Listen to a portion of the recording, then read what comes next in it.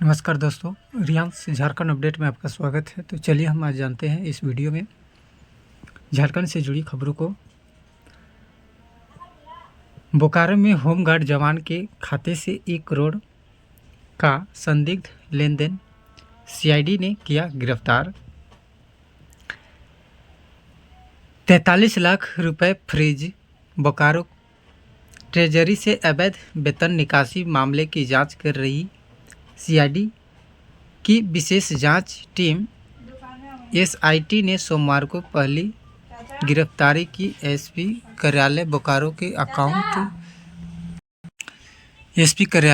के account section में प्रतिनियुक्त गृह रक्षा वाहिनी होमगार्ड के जवान सतीश कुमार उर्फ सतीश कुमार सिंह को गिरफ्तार किया गया है। वह पहले से गिरफ्तार मुख्य आरोपी अकाउंटेंट कौशल कुमार पांडे का सहयोगी बताया जा रहा है।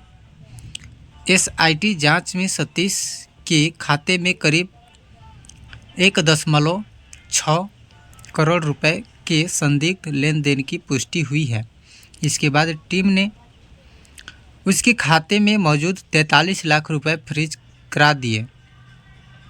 आरोपी को सीआईडी की विशेष अदालत रांची में पेश करने के बाद होटवार जेल भेज दिया गया। अब सीआईडी उसे रिमांड पर लेकर पूछताछ करेगी। बोकारो पुलिस ने शुरुआत में इस मामले को सामान्य धोखाधड़ी मानते हुए बीएनएस की धारा 316(2), 316(5), 318(2) और 61(2) लगाई थी, लेकिन सीआईडी ने जांच अपने हाथ में लेते ही केस को गंभीर आर्थिक और साइबर अपराध मानते हुए धाराओं में बड़ा बदलाव किया। अब बीएनएस की धारा 316(2), 316(5), 318(4), 338, 336(3), 340(2), 61(2) के साथ आईटी एक्ट की धारा 66, RW 43D, 43G, 43H, 43I, 43J और 66D जोड़ी गई है। अधिकारियों का मानना है कि इन धाराओं के जुड़ने से आरोपियों के खिलाफ केस मजबूत होगा और जमानत मिलना मुश्किल हो सकता है। आगे इधर चाईबासा में सिपाही ने रिश्तेदार दोस्तों के खातों में भेजे 26.22 लाख। मुफस्सिल थाने में एफआईआर दर्ज, 4 गिरफ्तार। चाईबासा में पुलिस विभाग के खातों से लाखों रुपए की अवैध निकासी करने के मामले में सिपाही देवनारायण मुर्मू समेत 4 लोगों को गिरफ्तार किया गया है। देवनारायण मुर्मू गोइलकेरा थाने में तैनात है। इस मामले में चाईबासा ट्रेजरी अफसर सुमित कुमार सिंह ने मुफस्सिल थाने में सिपाही और उसके रिश्तेदारों दोस्तों के खिलाफ केस दर्ज कराया गया।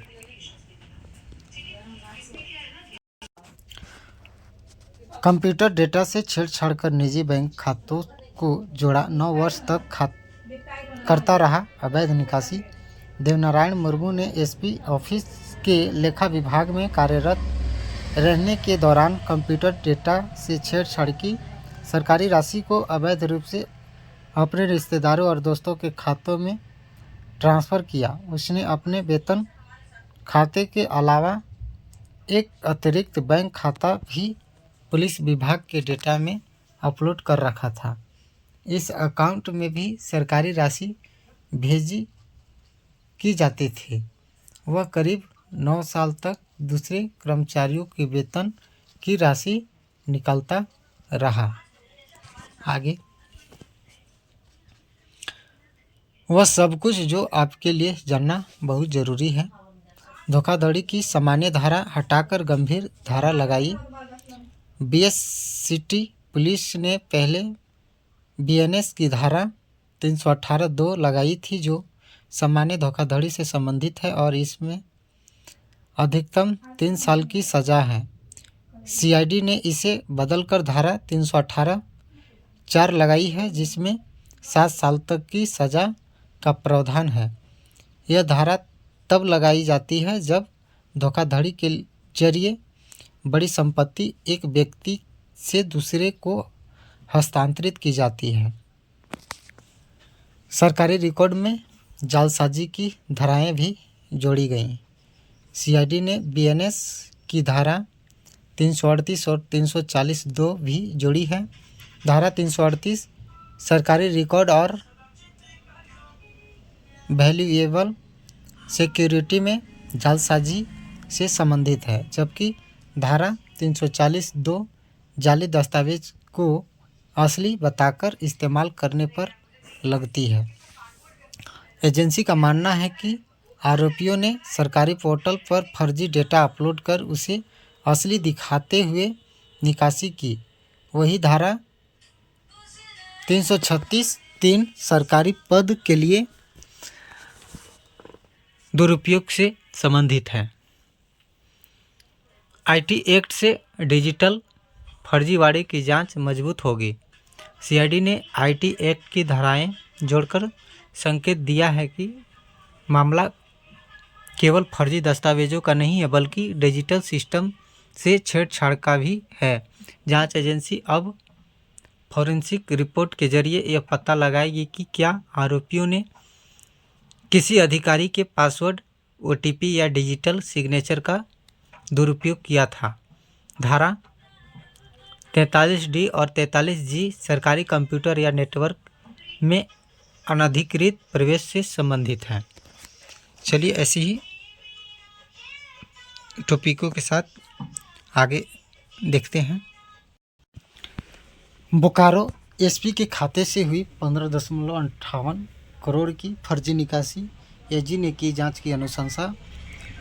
बोकारो में सरकारी कर्मचारियों को संवेदनशील एमएलओइस मास्टर डेटा में बड़े पैमाने पर छेड़छाड़ का मामला सामने आया है।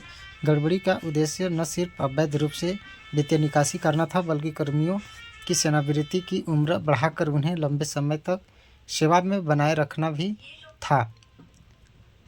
महालेखाकार ने राज्य सरकार को पत्र लिखकर उच्च स्तरीय जांच की अनुशंसा की है। महालेखाकार ने इसे असाधारण घटना करार दिया है। उन्होंने कहा है कि सरकारी कर्मचारियों का master data integrated financial management system IFMS में सुरक्षित रहता है। IFMS में जन्मतिथि, प्रोन्नति और योगदान का पूरा ब्यौरा होता है। IFMS में इतने बड़े पैमाने पर बदलाव होना सिस्टम की सुरक्षा पर गंभीर सवाल खड़ा करता है। महालेखाकार की जांच में पता चला है कि बोकारो एसपी के नाम से खुले एक बैंक खाते का इस्तेमाल कर 15.98 करोड़ रुपए की अवैध निकासी की गई। मई 2017 से नवंबर 2025 के बीच कुल 271 ट्रांजैक्शन के माध्यम से राशि ट्रांसफ़र की गई। इनमें से 12.48 करोड़ रुपए मात्र भत्ता, 2.71 करोड़ रुपए जीएसटी और 63 लाख रुपए वन कार्य की शामिल हैं। बोकारो एसपी के खाते को 14 अलग अलग जेपीएफ नंबरों से जोड़ा गया था। इनमें से 13 नंबर अन्य लोगों के थे। फर्जी निकासी का खेल पूरा होने के बाद सुराग मिटाने के लिए जनवरी 2026 में इस खाते को मास्टर डेटाबेस से ही डिलीट कर दिया गया। 2175 कर्मियों की जन्मतिथि बदली। जनवरी 2023 और जनवरी 2026 की मास्टर डेटा का तुलनात्मक विश्लेषण करते हुए महालेखाकार ने पाया कि 71 जो 2175 मामलों में कर्मचारियों की जन्मतिथि बदली गई है। आगे 271 ट्रांजैक्शन के माध्यम से मई 2017 से नवंबर 2025 के बीच निकाली गई राशि सुराग मिटाने के लिए 2026 में खाते को मास्टर डेटाबेस से डिलीट कर दिया गया। और LMP मास्टर डेटा में छेड़छाड़ 2175 कर्मियों की जन्मतिथि और 5037 कर्मियों की योगदान तिथि बदल दी। एजी ने कहा IFMS में इतने बड़े पैमाने पर बदलाव होना सिस्टम की सुरक्षा पर गंभीर सवाल है। चलिए आगे देखते हैं। वर्ष 2017 से 2025 तक ये रहे बोकारो के SP। नाम और कार्यकाल वाइस रमेश 12 अगस्त 2015 से 27 नवंबर 2017 तक कार्यरत थे। कार्तिक S 2017 से 2020 तक यानी कि 27 नवंबर 2017 से कार्यरत थे। P मरुगुन